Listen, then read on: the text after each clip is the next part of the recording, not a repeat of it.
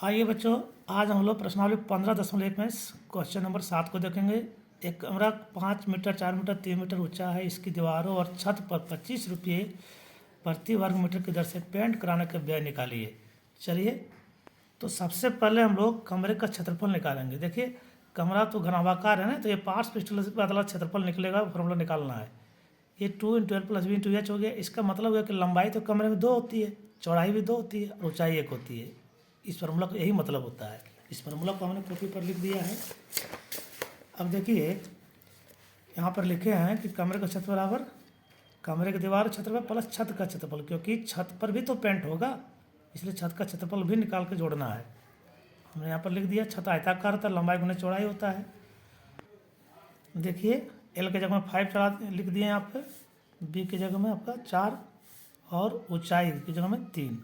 फिर यहाँ पर लंबाई गुने चौड़ाई है, तो लंबाई 5 × 4। ठीक है, इसको हल कीजिए।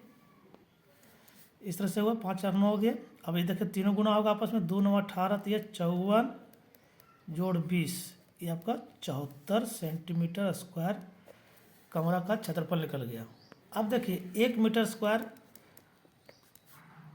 स्क्वायर बराबर 25 रुपया है, इसलिए अब तो कमरे का क्षेत्रफल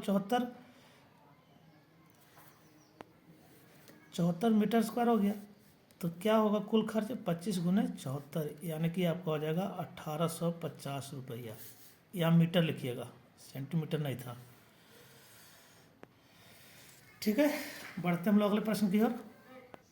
8वां प्रश्न को देखिए, ऊपर से खुला धातु के घनाभाकार डिब्बा है जिसकी विमाएँ दिया हुआ है। देखिए, ऐसे 10 डिब्बे बनाने के लिए आवश्यक धातु की सीट का कुल पृष्ठीय क्षेत्रफल क्या होगा। देखिए, ये घनाभाकार डिब्बा है जिसकी विमाएँ लंबाई चौड़ाई ऊंचाई दिया हुआ है, और ऐसा यदि और ऊपर से खुला भी है, और यदि ऐसा हमको 10 डिब्बा बनाना हो तो कितना धातु की सीट की आवश्यकता होगा, यानी उसका कुल कितना क्षेत्रफल होगा।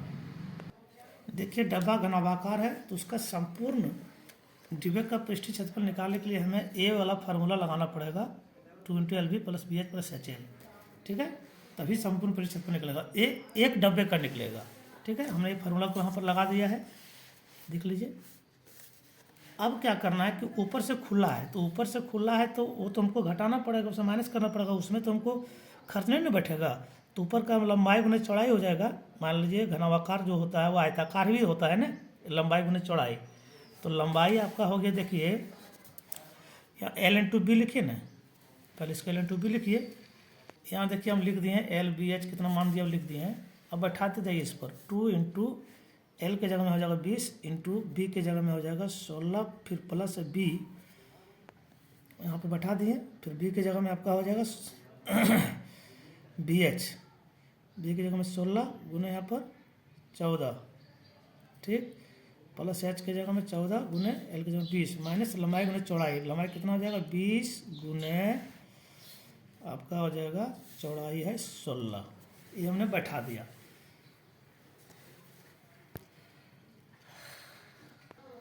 अब देखिए, इसको हल किए, इसको गुना किए 320 को गुना किए 224, 280, ये दोनों गुना किए 320।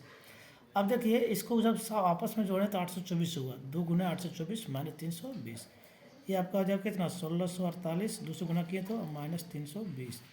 अब इसको यदि घटा देंगे तो हो जाएगा आपका 1328 सेंटीमीटर स्क्वायर।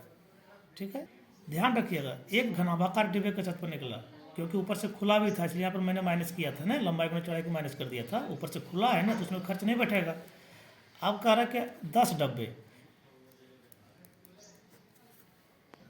तो 10 डिब्बे क्षेत्रफल क्या हो जाएगा 1328 में 10 से गुना कर देंगे, इतना सेंटीमीटर स्क्वायर आपका इस प्रश्न का आंसर हो जाएगा। देखिए, आसान प्रश्न है। 600 सेंटीमीटर स्क्वायर पृष्ठीय क्षेत्रफल वाले घन की भुजा ज्ञात कीजिए। घन से रिलेटेड प्रश्न आया अभी आपका। इसके लिए हमें ये वाला फार्मूला लगाना पड़ेगा। घन का संपूर्ण पृष्ठीय क्षेत्रफल बराबर होता है फार्मूला 6L²।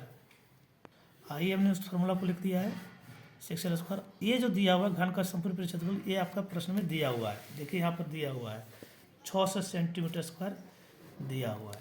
ठीक है, उसी की जगह हम उसी को लिख देंगे। इसके जगह हम लोग 600 लिख सकते हैं, बराबर 6L²। तो यहाँ से L² बराबर हो जाएगा 600/6, ये आपका कट जाएगा 100 बार में आने के एल स्क्वायर बराबर 100 निकला, तो एल बराबर क्या होता है √100। अब √100 को हम लोग 10 गुने 10 लिख सकते हैं, या आप लोग डायरेक्ट कर सकते हैं 100 का वर्गमूल आपका 10 होता है।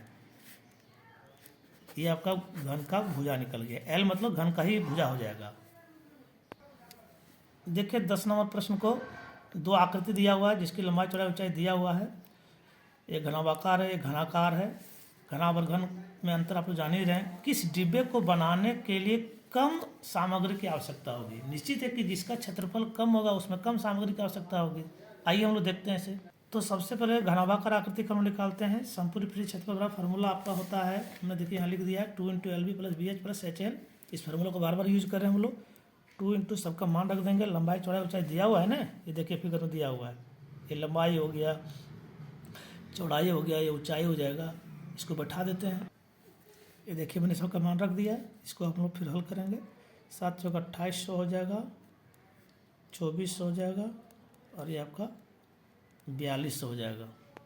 देखिए इसको हमने सब जोड़ा है तो 9400 होगा, और इसको 2 से गुना किए 18,800 सेंटीमीटर स्क्वायर आया। आइए हम लोग घन का निकालेंगे, इस फिगर का, इस आकृति का।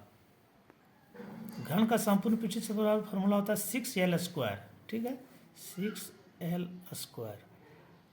6 हो गया। देखिए भुजा तो एल वही है सबका, घन में सबकी सब भुजा बराबर होती है ना, तो एल के जगह में हो जाएगा आपका 60 का स्क्वायर। 6 गुने 60 का स्क्वायर हो गया आपका 3600, और 3600 को 6 से गुना करेंगे तो 21,600 सेंटीमीटर स्क्वायर आ जाएगा। अब देखिए इसका क्षेत्रफल ज़्यादा निकला इससे, इसका 18,800, इसका 21,600। तो कह रहा है कि किस आकृति में बनाने में कम सामग्री की आवश्यकता होगी। तो इसमें इसका क्षेत्रफल ज़्यादा है तो ज़्यादा सामग्री की आवश्यकता होगी, और इसका कम है तो कम सामग्री की आवश्यकता होगी। तो इसका आंसर हम लोग लिख देंगे घनाभाकार आकृति में कम सामग्री की आवश्यकता होगी। ठीक है, आज के लिए इतना ही, मिलते हैं फिर नेक्स्ट वीडियो में।